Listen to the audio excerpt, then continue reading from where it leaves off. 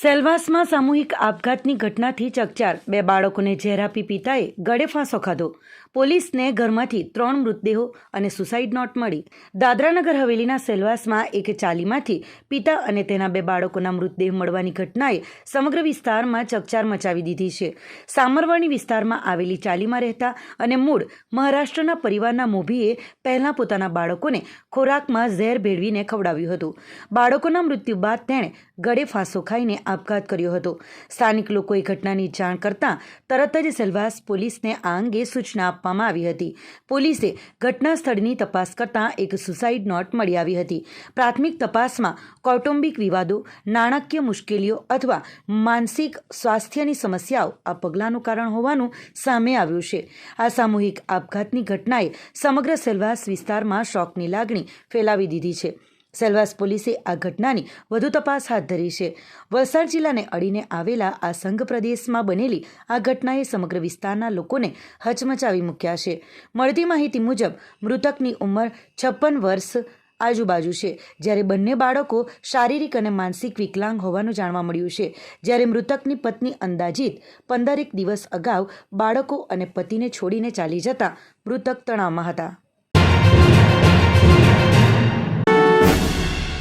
વલસાડમાં 58 વર્ષીય નિવૃત્ત નાયબ મામલતદાર પ્રવીણ પટેલે વશિયર ગામ નજીક ટ્રેન નીચે પડતું મૂકી જીવન ટૂંકાવ્યું. 15 દિવસ પહેલાં જ રિટાયર થયા હતા. વલસાડમાં 15 દિવસ પહેલાં નાયબ મામલતદાર તરીકેથી નિવૃત્ત થયેલા 58 વર્ષીય પ્રવીણભાઈ પટેલે ટ્રેન નીચે પડતું મૂકી આત્મહત્યા કરી લીધી છે. ગઈકાલે સાંજે વલસાડના વશિયર ગામે ગાંગલી ફળિયા નજીક તિથલ લશ્કરી રોડ પર આ ઘટના બની હતી.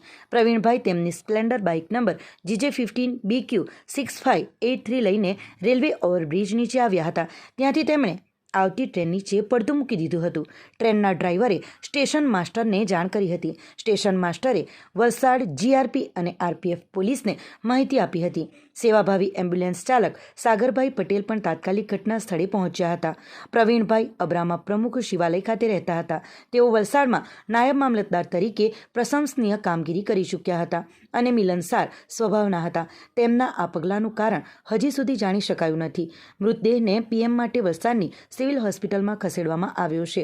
વલસાડ GRP પોલીસે AD નોંધવાની કાર્યવાહી શરૂ કરી છે.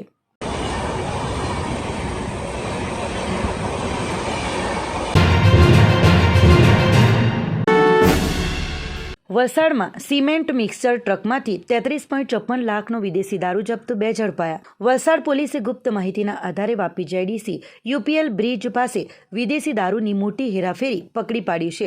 પોલીસે શંકાસ્પદ cement mixer truck number GJ21W5395 ને રોકીને તપાસ કરી હતી. ટ્રકમાંથી સિમેન્ટની બોરીઓની આડમાં છુપાવેલ વિદેશી દારૂની 315 પેટી મળી આવી હતી. વલસાડ LCBની ટીમે 15,000 બોટલ વિદેશી દારૂ જપ્ત કર્યો છે. દારૂની કિંમત ₹33.54 લાખ છે. પોલીસે ટ્રક અને મોબાઈલ ફોન સહિત કુલ ₹43.90 લાખનો મુદ્દામાલ જપ્ત કર્યો છે. પોલીસે મુખ્ય આરોપી અશરફ જાદ ખાન રહી સુરત અને એક અજાણ્યા શખ્સની ધરપકડ કરી છે. ટ્રકના માલિક પ્રમોદ જસવંતભાઈ સરવૈયા અને ટ્રક ભાડે આપનાર પ્રમોદ જસવંતભાઈ મંગલવાડ ફરાર છે. પોલીસ તેમની શોધખોળ કરી રહી છે. તપાસમાં જાણવા મળ્યું છે કે આ દારૂનો જથ્થો મુંબઈથી અમદાવાદ થઈને ઉત્તર પ્રદેશ અને માનપુર વિસ્તારમાં સપ્લાય કરવાનો હતો. પોલીસે દારૂની હેરાફેરી કરતી ગેંગ અંગે વધુ તપાસ હાથ ધરી છે. પોલીસે જણાવ્યું કે જિલ્લામાં દારૂની અવૈધ હેરફેર સામે કડક કાર્યવાહી ચાલુ રહેશે. ભારતના 79માં સ્વાતંત્ર્યતા પર્વ નિમિત્તે સમગ્ર દેશ તિરંગાના રંગમાં રંગાઈ જાય છે. સરકારી ઇમારતોથી લઈને જાહેર માર્ગો કેસરી, સફેદ અને લીલા રંગની લાઇટોથી ઝગમગ થતા હોય છે. એવામાં મંદિરો કેમ બાકાત રહે? દમણના કચીગામ વિસ્તારમાં આવેલા પ્રસિદ્ધ કંઠેશ્વર મંદિર પણ સ્વતંત્રતા પર્વના રંગે રંગાયું હતું. મંદિરમાં સ્થાપિત મહાદેવના શિવલિંગને તિરંગાની થીમથી શણગાર કરવામાં આવ્યો હતો. આ સાથે મંદિરમાં સ્થાપિત ગણપતિજી, રાધાકૃષ્ણ, અંબા માતા, પાર્વતી માતા, હનુમાનજીની પ્રતિમાઓ સહિત નંદી મહારાજ અને કશ્યપને પણ તિરંગાની થીમના વાઘા પહેરાવી અદ્ભુત શણગાર કરવામાં આવ્યો હતો.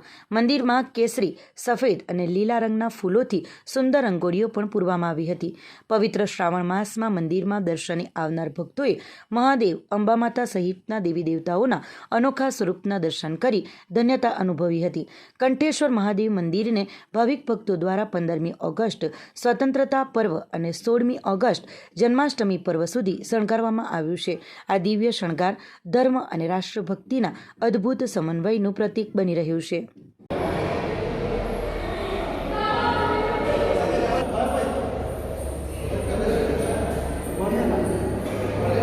15 अगस्त एवं श्री कृष्ण जन्माष्टमी के पावन पर्व के विशेष दिवस में हमारे कच्चे गांव स्थित श्री कंठेश्वर महादेव मंदिर में भगवान श्री कृष्ण के जन्मोत्सव का भव्य आयोजन किया जा रहा है.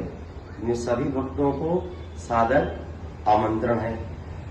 आज सायं भजन कीर्तन एवं भगवान श्री कृष्ण जी के उत्सव का भव्य आयोजन किया जाएगा. इस भगवान का अभिषेक एवं दिव्य श्रृंगार 56 भोग एवं भगवान की दिव्य आरती का आयोजन किया जाएगा.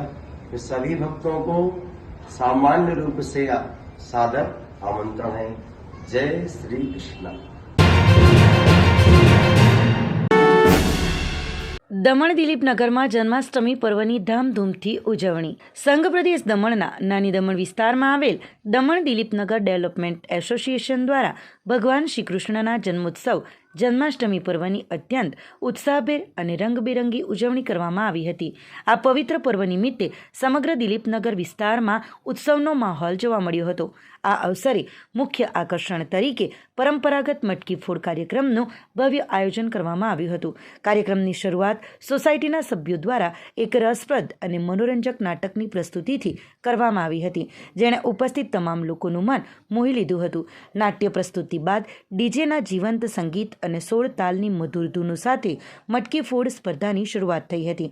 આ કાર્યક્રમમાં સોસાયટીના તમામ પદાધિકારીઓ, રહેવાસીઓ તેમજ નાના બાળકોથી લઈને વડીલો સુધી દરેકે ઉત્સાહપૂર્વક ભાગ લીધો હતો.